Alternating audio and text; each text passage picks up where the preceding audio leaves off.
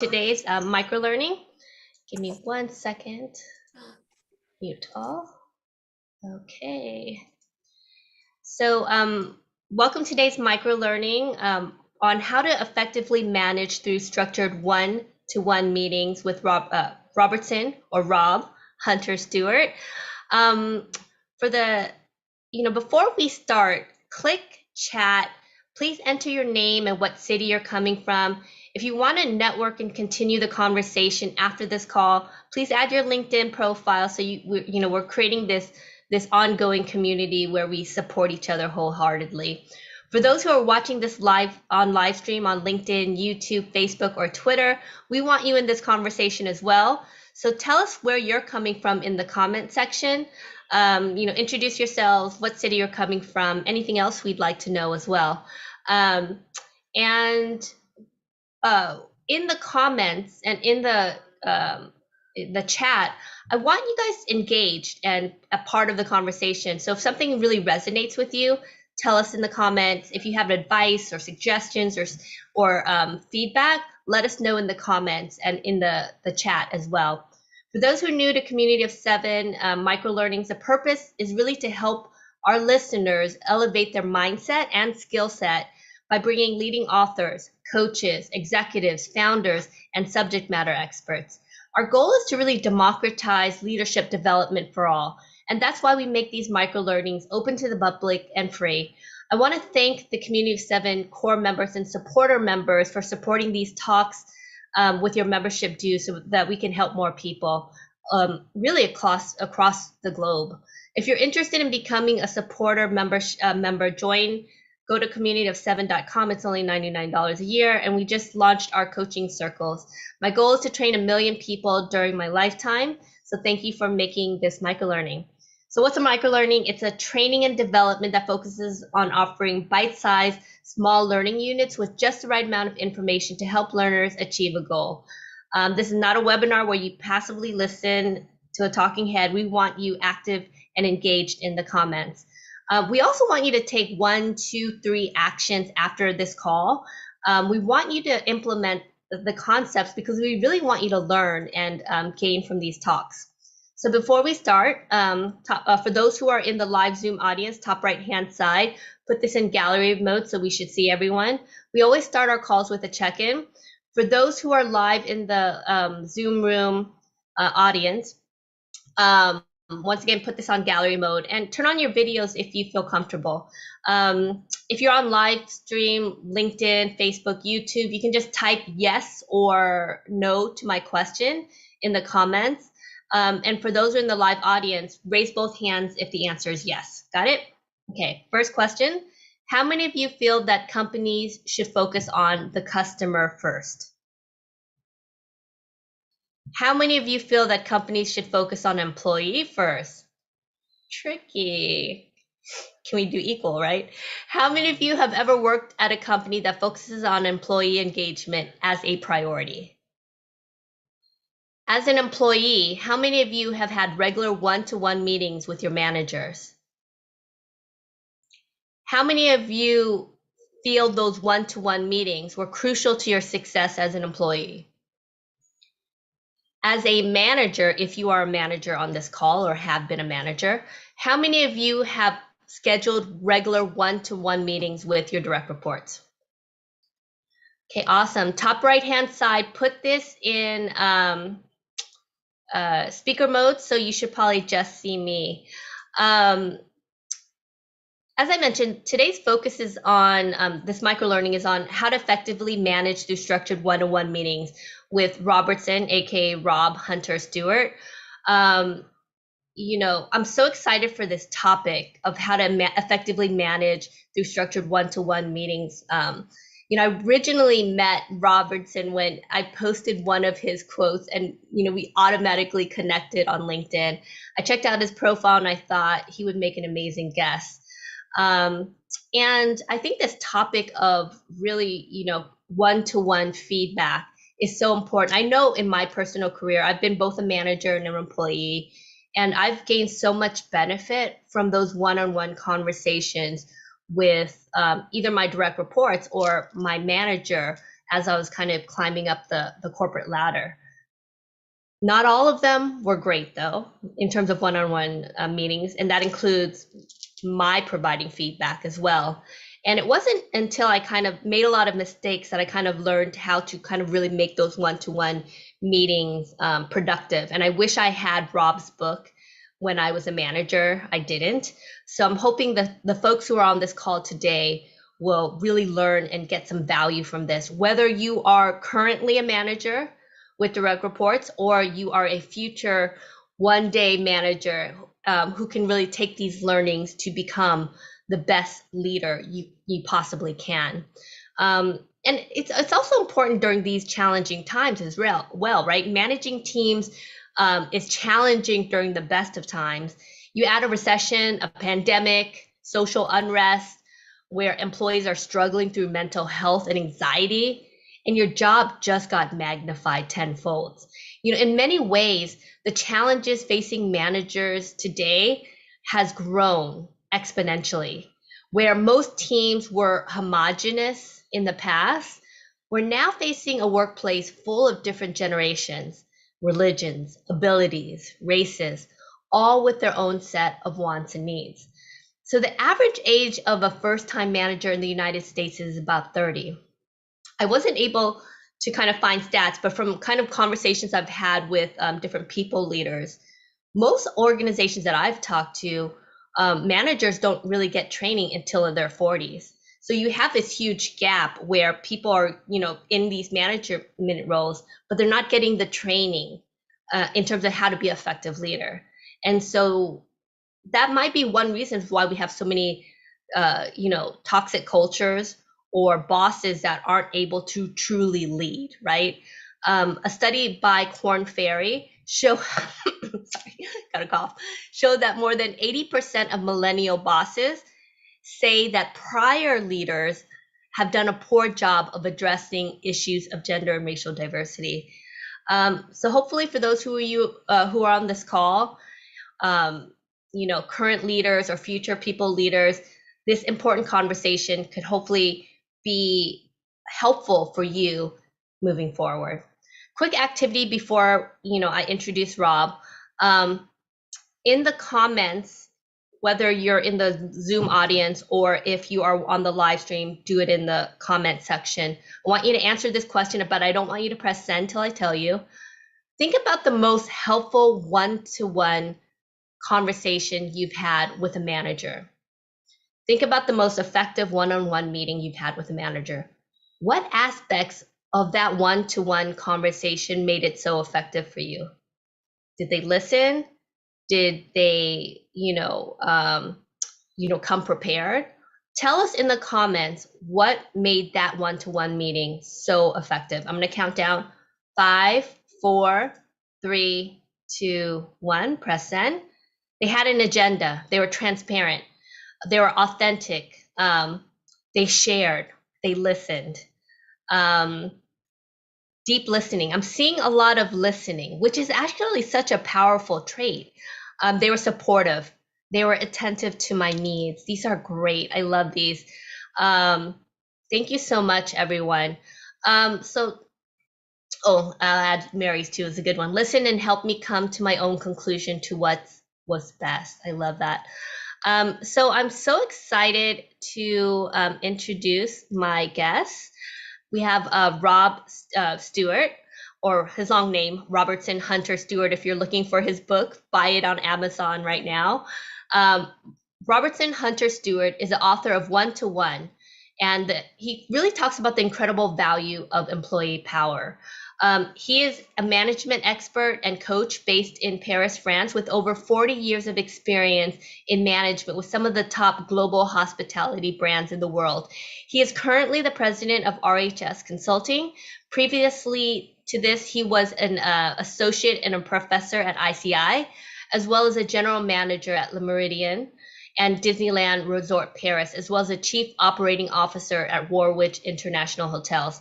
In 1992, he came to France not knowing a word of French, and he managed to work his way up from a cleaner to the general manager of some of the world's biggest luxury hotels in Europe.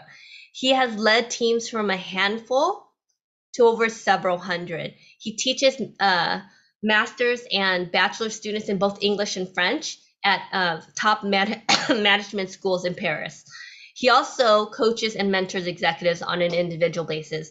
Without further ado, drum roll, Robertson Hunter Stewart.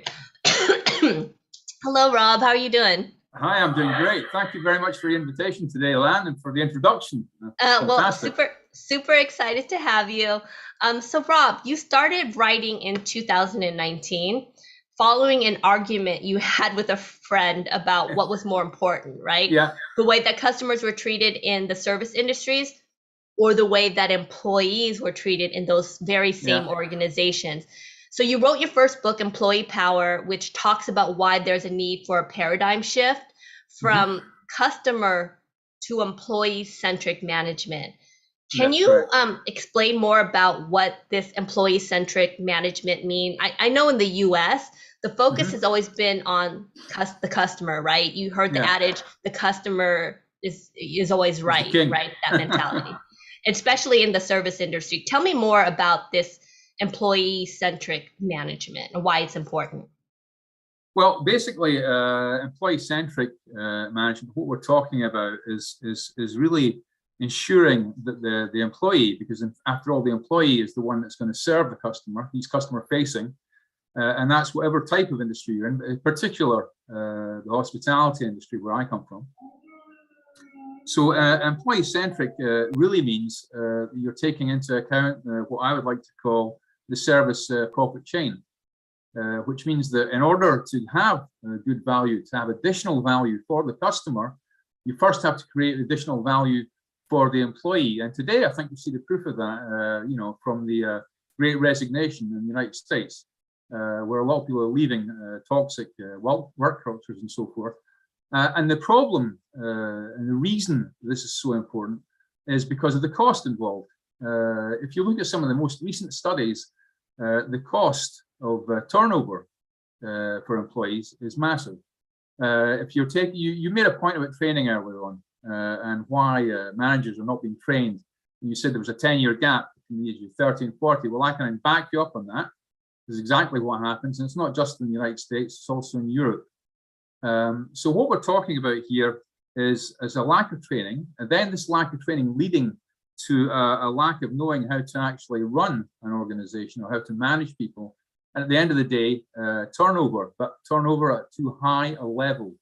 Now, in order to avoid that turnover, we have to be more employee-centric, to be more in touch with the needs of the employees. Now, this can go from anything simple, like the physical conditions. We're talking about Taylorism, for example, the very simplest physical conditions. Sometimes you have in places where, for example, it's just too hot to work. People can't concentrate, or it's too cold. Then the blood doesn't arrive in the right place, in other words, in your head, so you can't concentrate. Or there's too much noise, for example. Open workspaces, for example, are a great example where people just couldn't concentrate anymore, because the worst interference is proven by all the medical and psychological studies that you can have is for someone to be talking at the same time that you're trying to have a conversation with someone. You can't concentrate. It's absolutely physiologically impossible to do. And that happens all the time. The other thing about being employee-centric is not to be, it avoids you wasting a massive amount of time in doing what I call firefighting. Because you receive people on a structured and formal basis and use a marker system of one-to-one meetings, what it does mean is that you're avoiding all these unnecessary interruptions because you've already spoken about and you've already gone over most of what the person has to talk about every month. Now, I'm talking about your direct reports here. So being employee-centric really means giving your focus on the employee. Now, the reason, going back to the argument you mentioned, the reason the argument happened was because in several of the organizations where I worked, and when I was in charge of a team of about 1,000 people, everyone was spending every month when the quality results came out, the customer quality results came out, and TripAdvisor results and so forth came out. They're all spending approximately it's like a couple of hours to 3 hours each on every single quality survey that came from the customer. But then when we had the employee survey results come out, basically you'd have something like, oh, well, we have to improve the food in the cafeteria. Okay, let's do that then. And maybe the toilets are a little bit dirty for the employees. And we spend 10 minutes and people would just actually vertically file this in the bin, basically. So that's not a good way forward. And if you look at customer feedback from a source such as TripAdvisor or any other source, what you'll very soon discover is it's not about the product, and especially in customer-facing situations, it's about the people. So if you haven't taken the time to train your people, if you haven't taken the time to coach your people and mentor your people during formal one-to-one meetings, they're not as empowered to deal with the guest, because a guest doesn't care about, you call your supervisor, call your guest. What the guest wants, they want a response immediately. And the only way that's going to happen is if the employee is sufficiently empowered and feels comfortable giving the answer and is empowered to do so. I love that. I want to read some of the comments because we're getting a lot of great feedback from your talk. Will Sullivan, employees first, second, and third. Amen. Those who do not will fail and never retain top talent. The rest of my life work will be focused on preaching this topic. Viv Price, Stephen M.R. Covey, and we had the junior recently. Win in the workplace, then win in the marketplace. Sequence matters. I love that. So I know you do a lot of what you're teaching is, I know from my experience in academia, the complete opposite of what you learn in school, right? It's always about customer first. Yeah. And so you teach at some of the very elite French management schools. Yeah. And, where the focus has always been on building internal value before you even, your belief is that you need to build internal value before you can even attempt to create external value for the company. You kind of talk about why it's important to have an employee first mentality. How do you do that? Well, and how do you convince these leaders that have been, I won't use the word brainwash, but we've been taught customer first, customer first, customer first. It's never employee first, right? How do you convince these leaders and these CEOs that you have to focus on the employee? Well, I think one of the things we go back to in history, you can use historical reasons for this and build from there, because in academic circles, of course, what's very prevalent today are the teachings of Mr. Frederick Winslow Taylor, who was basically talking about scientific management and productivity. But that was due to the Industrial Revolution. But people tend to forget that after that, there was also the humanistic school, or the human behavioral school, which took place just afterwards by the Hawthorne studies, for example, which proved that in actual fact, one of the biggest impacts on people wasn't whether or not they had productive tools and so forth. It was actually the social circumstances in which they were being brought through the thing. The mere fact, for example, the mere fact of being observed in the Hawthorne studies, because people were getting attention, their productivity went up. And the very proof of this was that when the Hawthorne effect, that when they stopped studying the production in this factory, what happened was the productivity went flying down again because they no longer had the attention of people. So I think to have the attention of the people that are meant to be looking after you, and after all, as a boss, as a leader, as a manager, your first concern really should be, and your first customer should be your employee. Because most of the time, you're not going to be customer facing. Who are you facing? You are facing your employees, and they should be your very first customer. So how to go about convincing is the question. So I'll get to the question now. So the question is really, well, at schools where I teach, for example, I was able to quite easily convince people, because what you do is you just set out basically what I mentioned earlier is the service profit chain. And if you set out the service profit chain, it's very easy to prove that if you set the correct physical, sociological, and socio-psychological conditions for people to work in the best conditions possible, so exactly the opposite of toxic working conditions, they will then become more productive. They'll become more, and this is proven by a lot of studies, there are too many to mention, in fact. They'll become more productive, they'll become more loyal, so you'll have lower turnover costs. So in actual fact, this will then result in better service being given, whether it's on a production line or whether it's in front of a customer.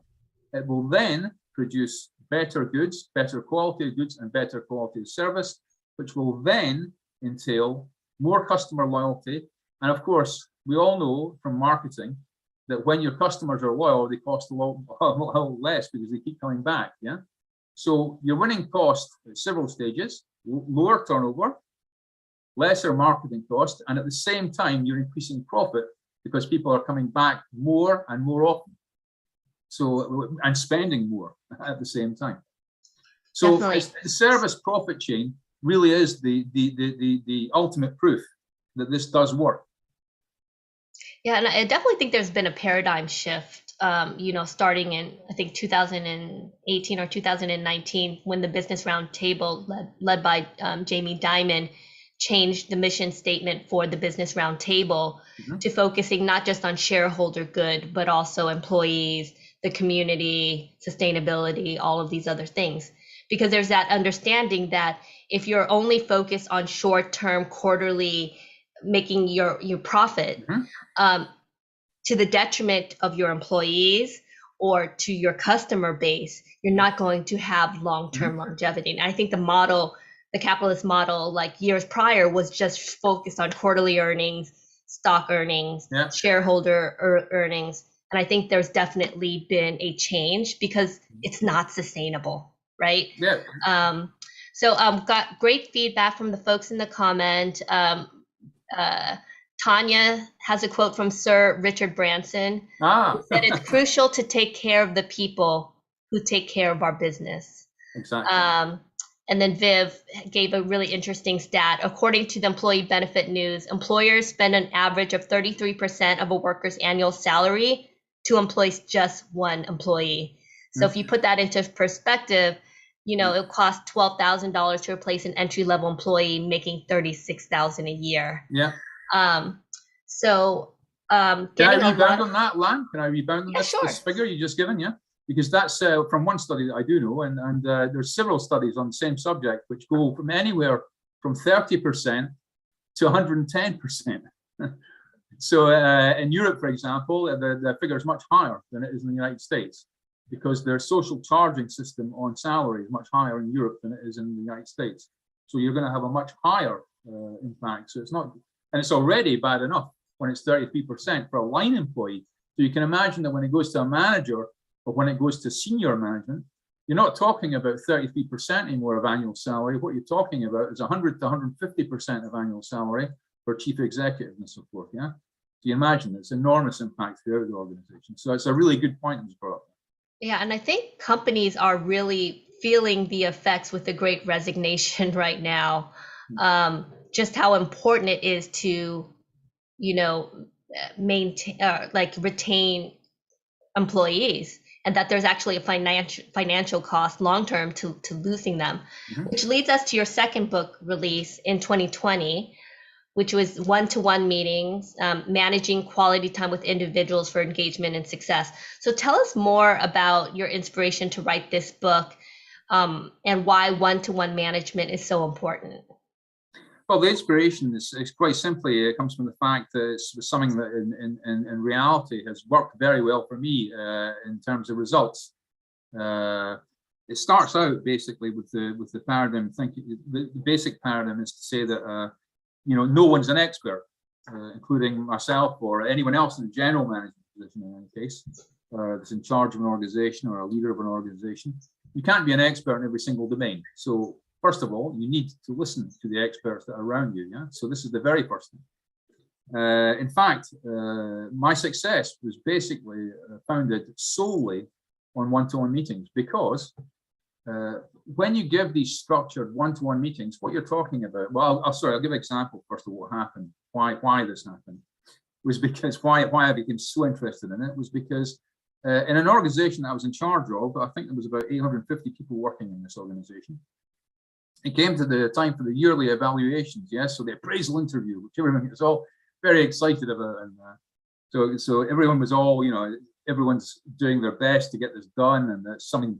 But the managers involved, what I discovered afterwards, because I asked HR, I said, can we go through some of the valuation returns that we've had from separate departments and services, just a few, so that I can see what's happening.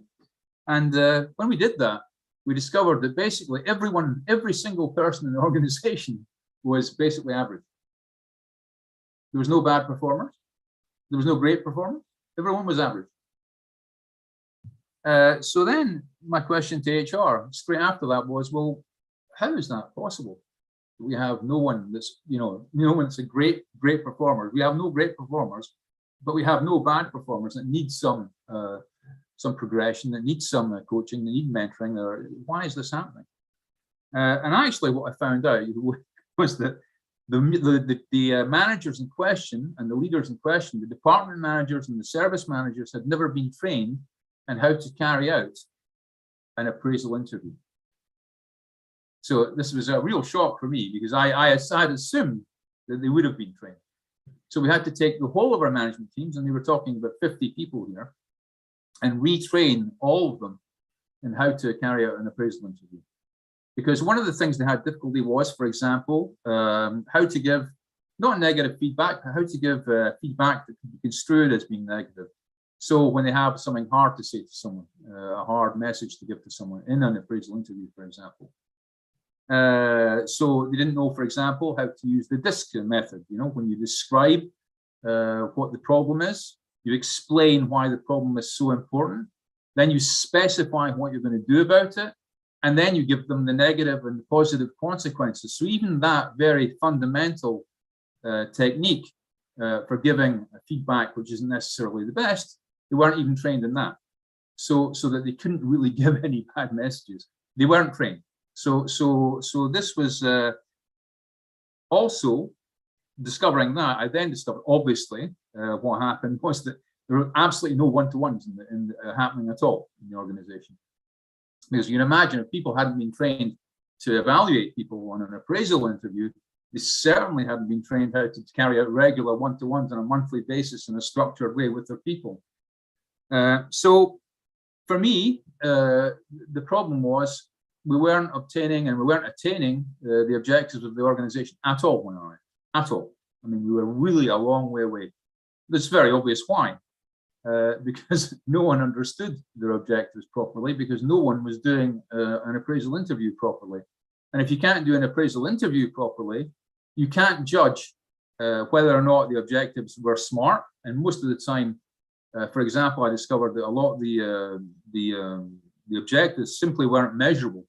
For example, to improve the quality at the reception, what does that mean? Nothing. Does it mean the arrival time, the checkout time? What does it mean? It means nothing. So there was lots of these kinds of objectives that no one understood. They weren't measurable, and so forth. And then some of these annual appraisal interviews were actually turning into more or less disciplinary interviews, because people they got to the end of the year and the horrible surprise. Oh, by the way, you've not achieved any of your objectives. Oh, it's no real surprise, is it? If they hadn't spoken to the person for the whole year, yeah, which is what was happening. What's interesting too, because I've been in management or leadership roles for probably close to 20 years now. I don't think I've ever been trained on how to have one-on-one, definitely, and how to do appraisal interviews.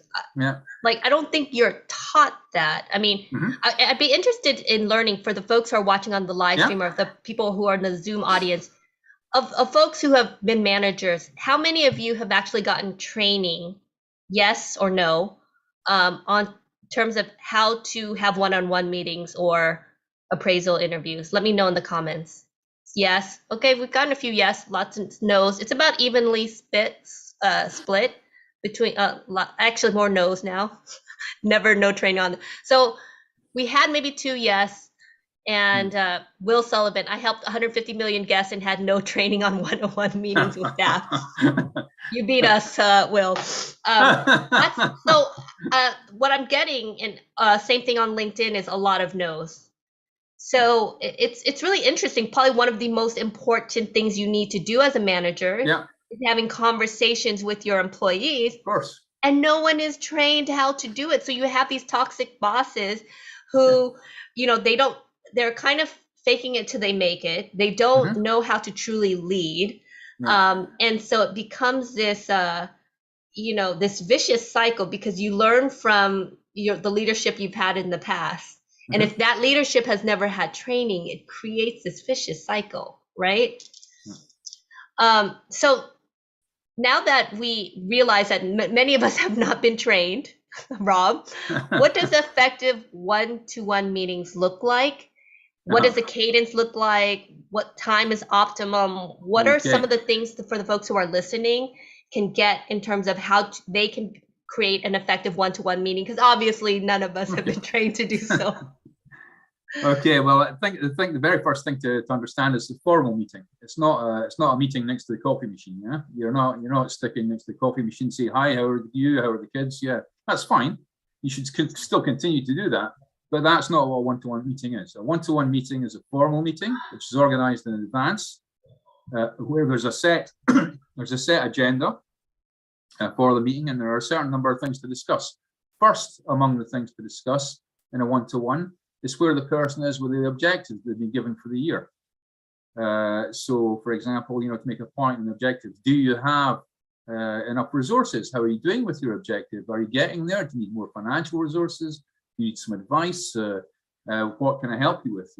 This kind of thing. Yeah? And sometimes, of course, external circumstances, as we all know, the external environment, because you mentioned the pandemic earlier on. If you were at the beginning of the pandemic and you were given objectives, or the beginning of 2008, with the financial crisis, and you were given objectives, for example, in September of 2008, 2009, those objectives were then absolutely worthless. So if you had no opportunity to come back and rediscuss your objectives, you might be in for a nasty shock, because the external environment means that your objective is no longer possible. So you need to have markers. You need to have formal markers. I would suggest that it's the frequency with junior management or senior management should be once a month, and it should be a meeting that lasts from anywhere from an hour and a half to 2 hours. Now, the purpose of the meeting is there's several purposes to the meeting. One of the first purposes is to listen. Now, you mentioned this right at the beginning, the importance of listening, and a lot of people actually wrote about the importance and the power of listening. So basically, I'm going to use the Pareto rule. Basically, you should be listening for 80% of the time, and only asking questions and inciting the person to speak for 20% of the time. That's what should be happening. So basically, what you've got to learn to do as well is a lot of people have a nasty habit, and I might include myself here. When you ask someone a question, you're thinking about, how am I going to answer that question, and what am I going to answer? Instead of listening to the rest of what they're saying, you're already trying to figure out what you're going to say in response. You haven't listened to the end of what they're saying. And normally, in a message, in simple communication, the real message is either at the beginning or at the end. It's not in the middle. So if you stop listening at the beginning, there's no chance of you actually answering the question to the person. Yeah? So basically, we're talking about attentive listening skills, the importance of attentive listening skills. The other thing that you have to do is you have to give ownership of the one-to-one meeting to the employee. Now, what does that mean? Well, what it means is that you're not, as the manager, you're not going to be writing the summary or the notes from the meeting. You won't be writing them. The person, the employee, will be taking ownership, not only of taking the notes for the meeting, but they'll also be taking ownership, for example, of suggesting subjects for the future meeting. So we're having some impact on the agenda of the meeting itself, so they can prepare themselves better. So that's very important. The other thing about optimal timing is really, and I've seen this happen so often. Having a one-to-one on a Friday evening, that's really a bad idea, because the person's not thinking, and neither are you. You're not thinking about what's going on in that meeting. You're thinking about what you're going to do at the weekend, and that's a really bad idea. Another really extraordinarily bad idea, what I've seen people do, is having a one-to-one during lunch. That doesn't work. You can't speak with your mouth full, right? It's really just not, in terms of communication, it's useless. What's even worse than that is to have a meeting straight after lunch, when physiologically, yeah, your blood sugar level just dropped by about 80%, and you're not listening to anyone at that particular time. Another optimal time, you should, something optimal to not to do, is to take someone off the shop floor, for example, whichever it might be. Let's say you're in a hospital and you're dealing with doctors, yeah? You're not going to start to do one-to-ones with the emergency doctors at the accident emergency on Saturday night, yeah? This would really be the worst time to do a one-to-one, or if it's the police, yeah? It's really their busiest moment. Or if you're in a restaurant, let's take a less extreme example. You're in a restaurant, you say, hey, you, it's lunchtime, come and have your one-to-one. I know, because they're not going to be thinking about your one-to-one. You're going to be thinking about, why am I not out there? Why am I not serving these guests? Yeah. So you've got to be very careful about timing in total. Which day you choose? For example, as I said, not Fridays. Mondays are also a bad day for one-to-ones because the person's still thinking about the weekend. They're still waking up to the fact that they're back at work. So the optimal days for me are Tuesday, Wednesday, Thursday. It's what I like to call the business week. Yeah, it's when all the real business happens. Yeah, Tuesday, Wednesday, Thursday, right in the middle of the week. And there, people are focused 100% on what they're doing and on their job. And then, of course, so there's optimal times, as I've just said. It has to be regular. They have to have ownership of the meeting in terms of them being the one that's taking the minutes. They then have to give you the minutes in advance of your next meeting. They also have to give their ideas, what they want to put into the agenda in advance of the next meeting. And actually, it comes back to the fact that no one's been trained how to do an evaluation. And just for a second, I'll come back to the evaluation thing, because it's very similar. When you do an evaluation, you don't just take out your piece of paper, yeah, and start evaluating the person, because, there's several things to evaluate, yeah? You've got the performance on the objectives, the objectives that have been given. You've got to evaluate that. You have to evaluate sometimes behavioral issues. Development, yeah, development information needs, yeah, and training needs for the person. So all these different areas, but you're not going to actually just ask them during the evaluation. They're already going to fill out that form in advance. You've already read that information. You've already had time to look at that information, and you're in a position when they come to the meeting, when they come to this annual evaluation, to actually discuss. And sometimes they'll get a surprise, because sometimes, people don't lie when they judge themselves. They just don't lie. And in fact, it's the very opposite. Sometimes it'll give you an opportunity to say to someone, actually, you've under-evaluated yourself here. Actually, you're better than you think in this area. However, where you put yourself as a rock star, it's really not the case, not yet. Okay, so it gives you this opportunity to bounce off what they've already said about themselves. So it's a much easier way to do an evaluation. But it's the same thing in a one-to-one. Basically, you're there to listen and to rebound from what they're saying. It's their meeting. It's their ideas we're talking about. It's not your idea. You're only there to give advice. You're only there to listen and to give advice. That's what you should be doing in a one-to-one. That's your role as a manager in a one-to-one. Your role as a coach. I think someone said it earlier on, the fact of being able to answer in a way where you're incited to answer, but you give your own answer to your question. We don't find the answer for you. I think does that make sense? I hope that makes sense. No, it totally makes sense. I think the three things that I took that I think are very powerful. One, the prep beforehand. So having an agenda, that you're not just grabbing someone from the floor and just saying, okay, let's have a one-on-one, right? You're giving the respect for the meeting as a manager to prep for it, to have like an agenda or items to discuss. And from an introvert kind of perspective, opposed to an extrovert who kind of like these kind of one-on-one meetings, introverts need time to prep. Like as for me, as an introvert, I didn't like those, like, okay, let's come here and talk.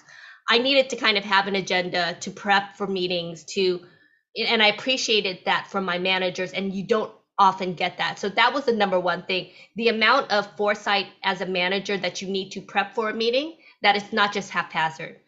The number two thing was really the importance of listening. And I think that is so rare that it's, and which talks about number three too, which is it's not about you as a manager and you quizzing them, or it's punitive, which most of these one-to-one meetings become. Like, show me what you've done. It's more so, let me listen, right? And I think those three things are, I think, were very, very powerful. Some quotes from the comment section. Leaders often manage people like things. This is from Viv Price. People don't want to be managed like a disposable commodity. And I think these one-to-one meetings that you're mentioning is very powerful. Mark Courtney, my POV on a societal level is we have embraced this disposable culture across society. People aren't disposable, they are developmental. Leaders often act like, hey, I gave you a job, they'll take it and like it. Mike Courtney, just because someone is wealthy or has power doesn't mean they have a qualified skills in terms of leadership. And Dr. Ricky Galloway, most people are promoted based on their physical performance on a prior position.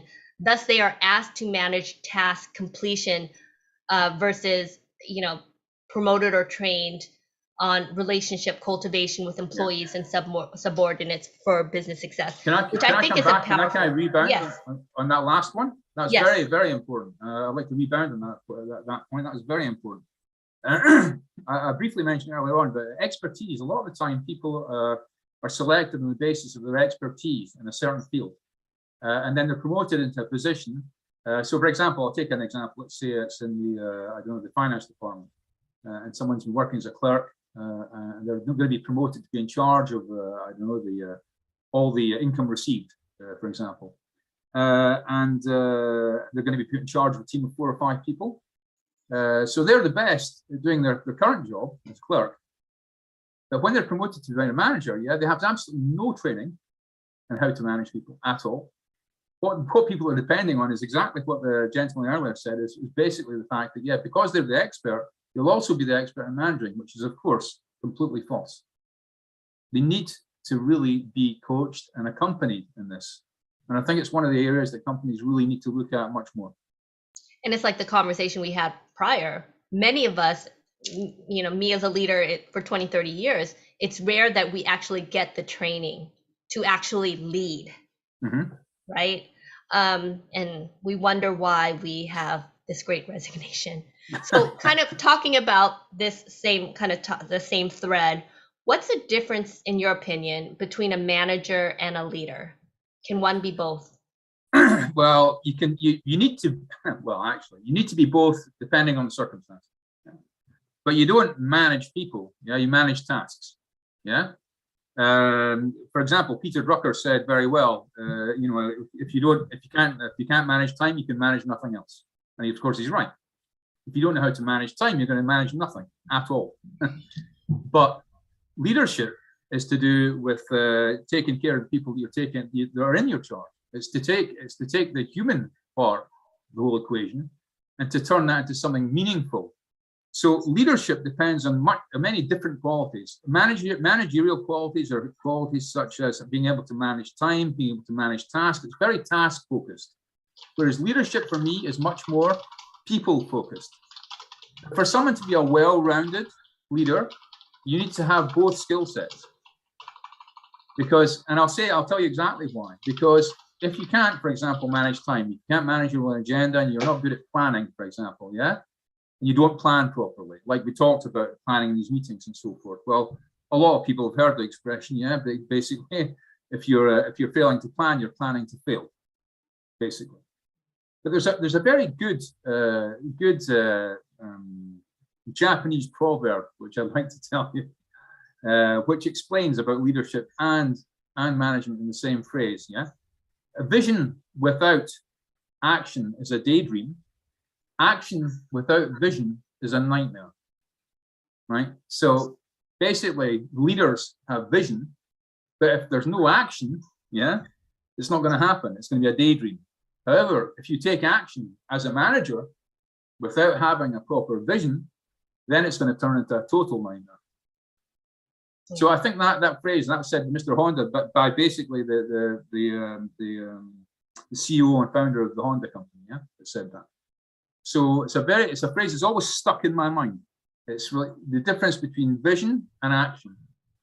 So that's where really the biggest difference for me is between vision and action. So, Rob, we had a comment or two about this. In a time where people are having back-to-back meetings virtually, it feels as employees are zoomed out. As a manager, how can you respect the one-to-one meetings without draining your team's energy through endless meetings? So what you do, it's quite simple, really, is you make sure, in fact, you set a set of rules. Basically, it's just good planning. Basically, you make sure that the one-to-one meeting becomes the most prevalent and most important meeting in the organization. That's it. At all levels, it cascades at all levels throughout the organization, so that you have your one-to-one. Say you're at the top of the organization, you have your one-to-one with your executive team. All of your executive team members have a one-to-one with all of the middle management. The middle management have their one-to-ones with the supervisory people, and the supervisory people have their one-to-ones with the employees. So it cascades throughout the whole organization. Now, the reason that's a massive time saver is because it completely prevents what I used to call, people always talk about having an open door policy. And I used to say to people, well, my door is always open until it's closed. Yeah. So basically it means what it means. Yeah. It means that when I'm in a one-to-one, I mustn't be interrupted under any circumstances at all, because unless something's on fire, yeah. But this is rarely the case. So when you do that, you're organizing communication. You're organizing communication in a structured way throughout the organization. And what it really prevents, is the fact for example, rumor mongering, rumors, and so forth, because everyone is being treated in the same way. That's also very important, because you can't think that wherever someone finds himself in the organization, they're going to have the right to have their one-to-one. So the simple fact of having that one-to-one is already recognition that the person exists and that they're important to the organization at whatever level or wherever they are in the organization. And that's where you're going to save a huge amount of time. Because, for example, social problems, turnover problems, all these kinds of problems that you have, because turnover costs, as we discussed earlier, a fortune. Yeah? Anywhere from, as was said by the young lady that said it was between 30% of someone's annual salary, and we're talking about entry-level workers, to 150% of someone's salary at the highest level. So these costs can be avoided. But it's not just costs, they're costs in time. Because when you have extremely high turnover because you didn't take the time to take these one-to-ones, when you have that extremely high turnover, you're going to have to spend so much time on recruitment, on selection, on the fact that you're going to have to take on extra cost to fill in for that person while we're not there. So you're going to have to take interim staff and so forth to pay for that. Productivity is going to go down because that experienced person left. You're losing money again. So all the ways you're losing money and time, this can be avoided if you've got structured one-to-ones in place in your organization.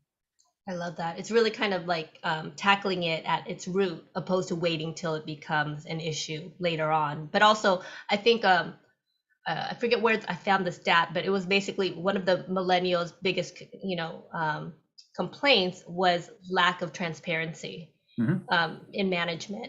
And so when you have these one-to-one, that transparency opens up a little bit because you're able to kind of ask those questions as an employee. I'm opening the questions to the Zoom audience right now. Viv, you have a great question. Do you want to unmute and ask your question, or do you want me to ask it? Love your question. Lan, thanks so much. Yeah, I was just playing with who is it safe for me to really open up to. So my boss owns my job, my career. I can be hired and fired at will. And do I really trust my boss to not be judging me, appraising me when I'm vulnerable about, hey, I've got this thing going on at home, especially when we are wired with many more toxic bosses in our past. So it's just a challenge. Is the boss the right person, or should we be saying there's another role for this safe place to have the dangerous conversations? Okay. So Viv, I'm going to answer your question directly. For me, those conversations should be taking place during a one-to-one. And the reason I'm saying that is very, very, very clear for me. It's because if you, for example, if you imagine that someone says to you, yeah, I have a personal problem at the moment, an issue, I don't know, it could be I'm divorced or my girlfriend left or whatever's happened, yeah. Or my tea wasn't ready on time. No, I'm just joking. But you have a personal issue, and the person in front of you says to you, no, let's keep that aside. No, we're here to talk about work. That's a terrible thing to do. You've completely lost the trust of that person for good. Your relationship is finished with that person, yeah, whatever level they're at. So for me, you might not always be able to solve the problem, of course. You may be able to direct the person to get professional help. For example, I don't know if it's some kind of a psychological issue and so forth. You know, it's the person feeling stressed out, which happens to a lot of people, of course. Yeah.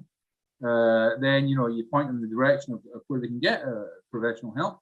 But your main job is to listen and to show empathy. Now, empathy is not sympathy. Yeah? Empathy is not giving someone sympathy. Oh, I'm so sorry. No, it's not that. It's to put yourself and feel what the person's feeling. That's what true empathy is, and show that you're really listening to them. It's very important. I don't know if I answered your question. Is that have I answered your question? Thank you. Yeah. And I think we have a question from Will. Will, do you want to unmute and ask your question? Sure. Hey there, Rob. I thought this was great. Great conversation. And it always amazes me when you get a group of people together, how much we all have in common, right? Mm-hmm. I thought I was the only person never trained, right? Mm-hmm. And you do, right? You do things with the team along the way, but they're always Band-Aids, right? It's reactive training. Oh, we need to fix this. We need everybody to say hello. We need to make sure there aren't cash shortages, whatever the issue is. So my question to you, to both of you, do you see this trend changing? Because if it's so common, and Land's always great at quoting statistics, something really needs to be done. And I'm signing up, I want to be part of that.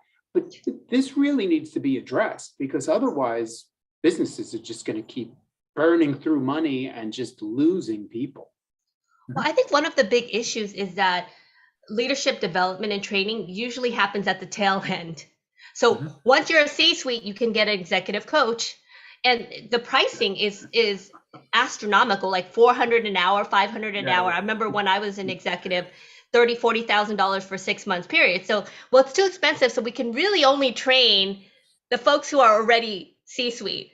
It makes no sense. And so how do you expect, it creates a vicious cycle. How do you expect to kind of elevate diverse communities and potential skill sets if you're only kind of focusing on the folks who already have power, right?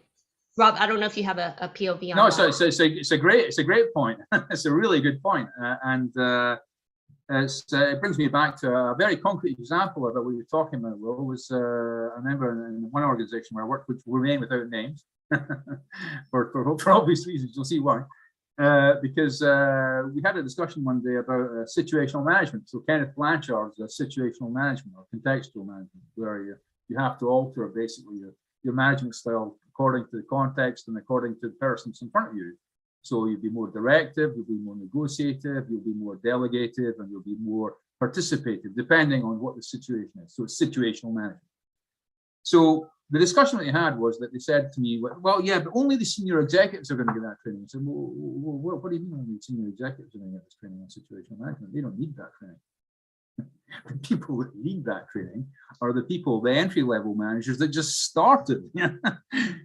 Really? And it was a huge disagreement. But so you can see the kinds of difficulties that we're faced with sometimes is when you're trying to convince that things do have to change. And we only have to look as far as what was mentioned earlier by Lan as well, stakeholders and sometimes the shareholders being taken as the only stakeholder.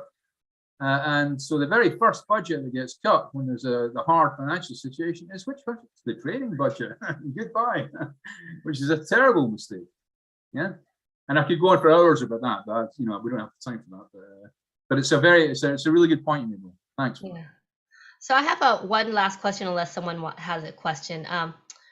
We're in a workplace a workforce that's multi-generational, boomers, Gen X, millennials, and Gen Z. The general difference is pretty stark, with Mhm. baby boomers and to a lesser extent Gen X. I'm a Gen X. Mm. Seeing the workplace as kind of hierarchical, having a clear command and top-down management style, whereas Gen X and now Z, value a style that's fun, freedom. It's Yeah, less yeah. hierarchical, right? Yeah. So as a manager, how do you navigate these multi-generational nuances regarding Okay, communication skills one-to-one? Because you managing, maybe giving me a one-to-one, Rob, is probably different than you giving a one-to-one to Will, who Oh, totally. Sullivan. That'd be totally true. I'm a baby boomer, by the way, Yeah. Hopefully no one can see my age, of course. But You look great. But so the no the it's a very, very good point. I think it's a very, very difficult question. Could you ask me the question again, please? So like, when you're having these one-to-one, the different generations have a different style. I know when I managed millennials, Yeah. this is like 5-10 years ago, so they were younger, in their 20s. When I was managing younger, like folks in their 20s, it was such a different conversation than folks that were my peers in age. Mm-hmm. Just because there was a different expectation. For example, there was an expectation to get a promotion after 6 months, whereas my generation, it was like, a boss would tell you jump and I would say how high, right? It's where this generation, current generation, is not having it. They will leave a job. I mean, and I'm generalizing, guys, so please note that, but it's a different way, people expectations. And so when you have these one-on-one, how do you approach it when there's this different generational kind of expectation, culture gap, etc.? Yeah, well, there won't be a gap, and I'll give you the reason. I'll give you the reason why. Is because you're in such an attentive listening position during this meeting. In any case, your job as a manager is not to manage a team. A team is only a collection of individuals, and from wherever they're from, whichever culture they're from, cultural background, whichever kind of educational background, whichever kind of generational background they're from, your job as a manager is to discover how that person works. Yeah, so you got to find the buttons to press. Yeah, it's your job as a manager. So you can't treat everyone the same way. And so as we come straight back to situational management, basically, it's basically you have to find out what lights this person's what lights the person's light, basically, and then you basically push on that part. Yeah, it's basically about getting to know your people and gaining their trust, because whichever generation you're from, there are certain things that remain the same, and one of them is basically about keeping your word. When you give your word to someone, you create hope. When you keep your word to someone, you create trust. Now, that doesn't matter what generation you're from. So this is one of the very, very fundamental keys of one-to-ones, because they allow you to keep your word, because they're formalized. It's not a question, even the generation, whichever generation it is now, I can't remember because you said Z or W. Those people, it's not sticking a table tennis table in the room and saying that everyone can be cheery and have a table tennis table or play, football, table football. That is not managing at all. Now, you see a lot of this going around. You see people sitting on cushions with their laptops, and that's fine. Okay, but when it comes to the formalizing things, there has to be formalization. It doesn't matter about hierarchy up and down or transversely. You have to formalize, because people will not know what to do if they've not got a certain cabin in which to do it. So if they don't have set objectives and they don't have set meetings where they know it's their turn to speak and it's their turn to express themselves, you're soon going to be in a lot of trouble, in my opinion. Awesome. Rob, thank you so much for this amazing conversation. Final thoughts before, I know you have a book coming out. How can I put a link for the folks who are on the live Zoom audience where you can purchase it on your books on Amazon. How else can we help you, find you, support you? Let us know. Well, basically, you can find me on my name's so easy to remember. It's Robertson, Hunter, Stewart, and there's only one of me. That's like the best I'm like very rock name. Like I just like think of like Rod Stewart or something. Well, I don't actually know Rod, but you know. Oh, wow. But the yeah, Robertson, Hunter, Stewart. So basically, if you Google Robertson, Hunter, Stewart, you're only going to find me. Yeah? You won't find anyone else. So it's ROBERTSONHUNTER, like a hunter, and then Stewart, but Stewart STEWART, not UA. And I think I put the link to your website on my on my email too. So guys, you know what to do. Put this in gallery mode. Turn on your videos. Unmute yourself because Rob deserves a round of applause. Unmute yourself. Turn on your videos. Woo, Rob! Thank you so much. Thank you. That was wonderful. Thank you very much. That was really powerful. And I think one of the realizations we learned on this call is that many of us who are leaders, some of us C-suite, have never actually gotten training how to be a leader. So this was a really helpful conversation because really I've never had someone tell me this is how you do a one-to-one meeting. So really powerful stuff. Thanks everyone. Thanks, Rob. Thank you, everyone. Thanks for staying up late in Paris.